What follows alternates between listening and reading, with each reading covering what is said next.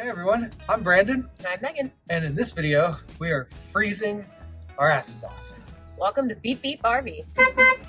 Okay, so we're in Austin, Texas. We got here just a couple of days ago, and it went from 70-some degrees to, in a couple of days, it's going to be 5 degrees. And we've never had to do anything in cold weather since we started full-time or at any point in an RV.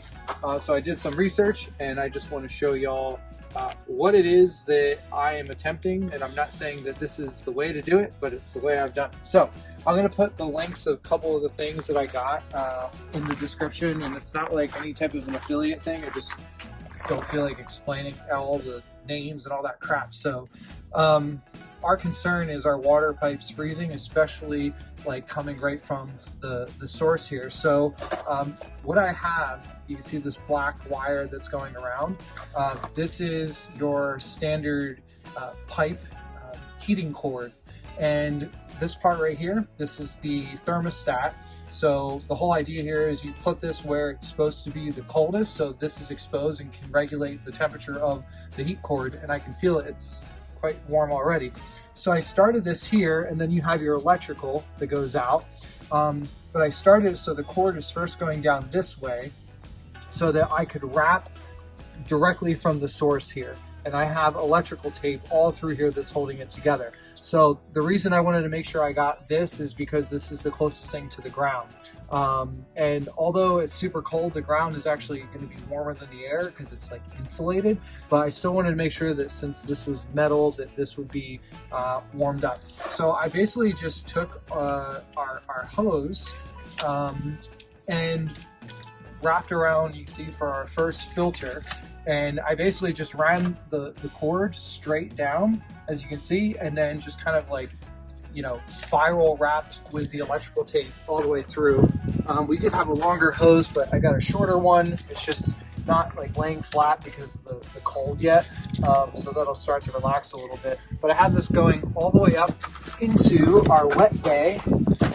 And from the wet bay all the way to the city water connection right here.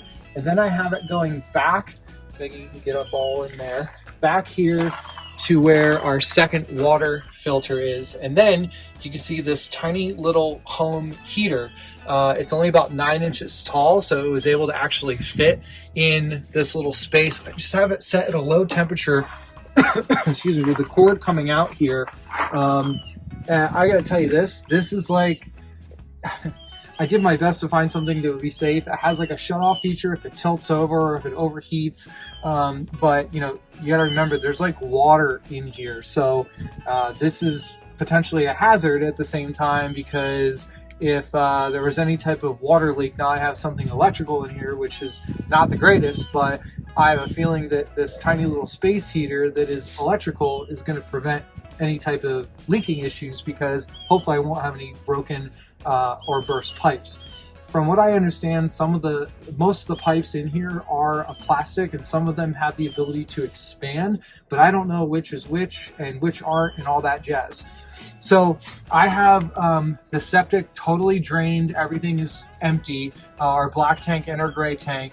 And then if you look down into here, there's a little bit of water in here. It just like kind of, I'm not going to touch it because it's gross, I'm sure. But Poopy water. Yeah, poop water, shit water. I'm going to know if like there's freezing in here when I see if this starts to like ice over at all, because it's at the bottom, it's like what is most exposed. But anyway, so hopefully nothing better than frozen shit water. Yeah, I love me some poopsicles. All right, so Megan was reading, I was reading different things. Does it need to be on? Some people say run off the hose source. Some people say run off of your fresh water tank. Unfortunately, our fresh water tank still has nasty sediment in it from when we were at the Riverwood RV park in Florida. So since we got here and it's been cold, we haven't had a chance to like flush that all out. So we are going to be running off of the hose water, which is Austin city water. I mean, it's good, clean water. So anyway, I'm going to show you a couple other things that we are doing to prepare for this fucking cold weather. Megan refused to sit down here and do our quick little beep beep intro because she has hair all over her. I think you have more hair on your boobs than anything else. Okay, so we have 2 heaters in our rig, but there's actually 3, almost kind of 4 ways we can heat this place up. All the heat is run off of propane, but there's also in the front here, there's an electric heat pump that pulls from the heater that's down under here, which is propane heated, and then it sends it all through the ductwork. What we found is that when you're moving it through the ductwork, I don't know if it's because there's more air moving, but it doesn't get as warm as in here as when we just have this on gas heat.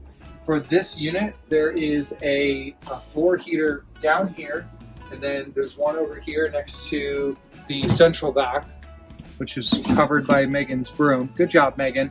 And then we have the third one, which, whatever, it's in the bathroom here on the floor. So that actually gets it hotter in here and does a much better job than when we have the heat pump on. We also have this fireplace. I have no idea how long you could run this, when it's safe or not, but we generally run it like in the evening or right now when we're home for a couple hours at a time. And then we shut it off. Doesn't it have an 8-hour timer? So it has an 8-hour, it's yeah. okay So for at least I gotta call Tiffin and ask that. So, and then there's another heating unit here, and where that pushes everything is underneath the shower, and then to the right of the bed over here. Okay, Megan's more concerned about the dogs than explaining our. Oh, it's 63 degrees. Yeah, we have this one set low, but well, it doesn't feel that. So here's the good thing is it doesn't that feel like 63 those degrees. heating units keep like the floor warm into where they're at. Like our cabinets here, our drawers, when we open these up, it's warm in here. I mean, significantly warmer. So I have hope that that's helping keep like part of the storage underneath warm. So that's the heating situation. And now a couple things that we've noticed that help keep us really feeling the cold from the exterior, which is putting both the shade and the nightshade down. And we do that one. We have that up for the video so you can see better. But basically, pull this down as well as this one, and it actually, surprisingly enough, makes a big difference in the amount of cold that's coming through these single pane windows. Okay, and then the bedroom. One other thing that I noticed, because my bald head sleeping here, I got really cold and I could not sleep very well. So we grabbed like an extra blanket, crammed it up against here last night along with some of these other ones, and it made a huge difference on this balding dome. Usually I'm shaved, but I don't want to shave it right now because it's cold out. This, as messy as it looks, made a huge difference in being able to sleep last night, and it was a lot more comfortable. Is that a pillow fight? Oh my god. Anything else? All right, folks, that's it. Get out of our house. You're supposed to say something about dairy cans. I'm not saying shit about dairy cans. All right, folks, if you don't hear from us in a couple of days, we probably froze to death. Send out a search warrant. And in the meantime, wish us luck that we don't freeze off our dairy cannons. That's pretty pooping the horn? Yeah, just like smile, like real big cheese, and like as you like after you like go beep beep, like go beep, you know, just like ready, go. Come on, do our intro.